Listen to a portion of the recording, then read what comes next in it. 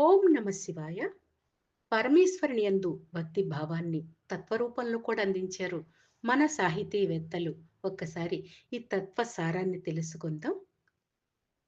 నిన్ను విడిసి ఉండలేనయ్యా కైలాసవాస, నిన్ను విడిసి ఉండలేనయ్యా, నిన్ను విడిసి ఉండలేను, నిన్ను విడిసి ఉండలేను, కన్నా తండ్రి వగుట చేత నిన్ను విడసి ఉండలేను, కన్నా తండ్రి వగుట చేత ఎన్నబోకు నేరములను, ఎన్నబోకు నేరములను సిన్ని కుమారుడనయ్యా శివా, ఎన్నబోకు నేరములను సిన్ని కుమారుడనయ్యా శివా, నిన్ను విడిసి ఉండలేనయ్యా కైలాసవాస, నిన్ను విడిసి ఉండలేనయ్యా.